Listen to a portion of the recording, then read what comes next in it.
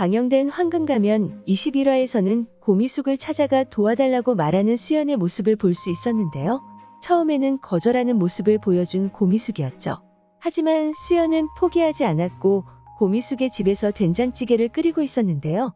그런 그녀를 보고 쫓아내는 고미숙이었습니다. 이후 고미숙이 외출하려 하고 있었고 집 앞에서 수연을 마주치는데요. 무시하려고 했지만 고대철이 자리를 비운 사이 수연이 고미숙을 구하게 됩니다. 그렇게 결국에는 수연에게 한 번의 기회를 주겠다는 고미숙이었는데요. 어떤 시험을 할까 고민을 하다 어떤 집으로 자신의 돈을 받아오라 보내는 모습을 볼 수 있었죠. 그렇게 수연이 그 집으로 찾아가게 되고 고미숙은 수연에게 자신이 유일하게 돈을 받지 못한 곳이라 말하는데요.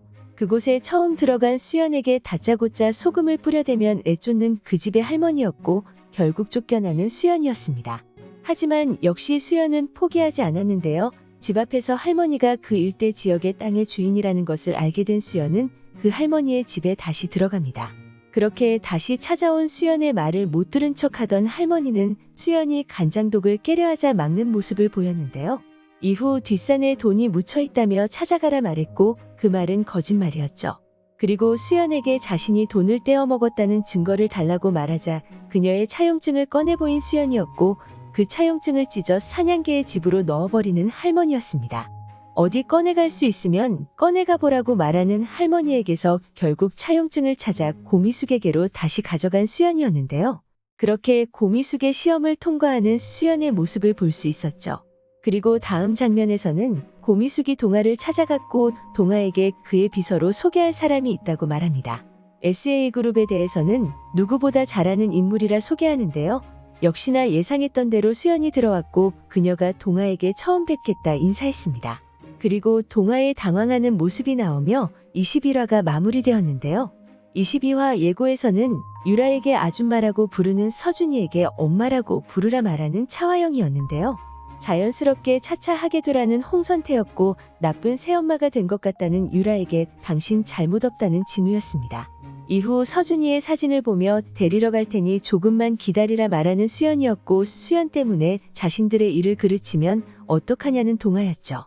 다음 장면에서는 동아가 시키는 일을 다 하겠다는 수연이었고 노영지에게 무슨 부탁을 하는 수연이었습니다.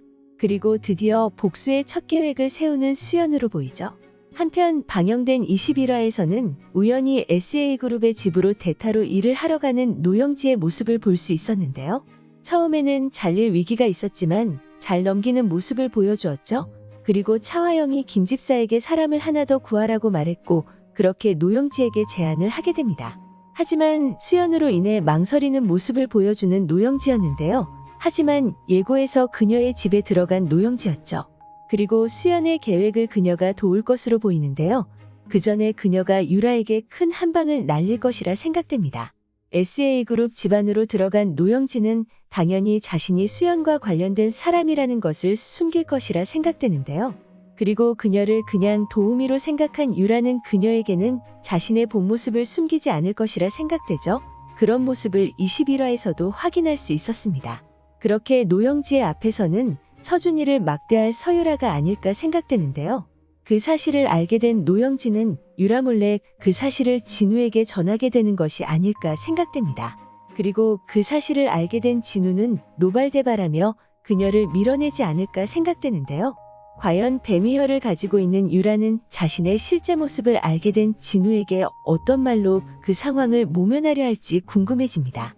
오늘 준비한 영상은 여기까지입니다. 시청해주셔서 감사합니다.